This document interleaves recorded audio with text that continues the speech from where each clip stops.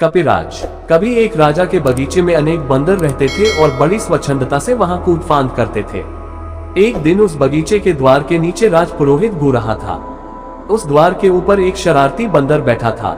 जैसे ही राज पुरोहित उसके नीचे आया, उसने उसके गंजे सर पर विष्ठा कर दी। अचंभित हो पुरोहित ने चारों तरफ देखा, फिर खुले मुख से उसने ऊपर को देखा। बंदर ने तब उसके खुले मुख में ही मलोत्सर्ग कर दिया। क्रुद्ध पुरोहित ने जब उन्हें सबक सिखलाने की बात कही तो वहां बैठे सभी बंदरों ने दांत किटकिटा कर उसका और भी मखौल उड़ाया।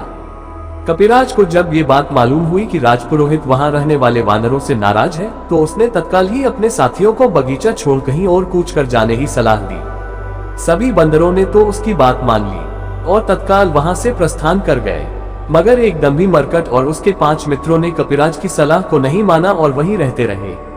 कुछ ही दिनों के बाद राजा की एक दासी ने प्रासाद के रसोई घर के बाहर गीले चावल को सूखने के लिए डाले। एक भेड़ की उस पर नजर पड़ी और वह चावल खाने को लपका।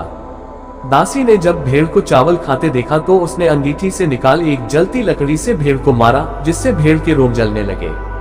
जलता भेड़ दौड़ता हुआ हाथी के अस्तबल पर पहुंचा, जिससे अस्तबल में आग लग गई और अनेक हाथी जल गए। राजा ने हाथियों के उपचार के लिए एक सभा बुलाई, जिसमें राजपुरोहित प्रमुख था।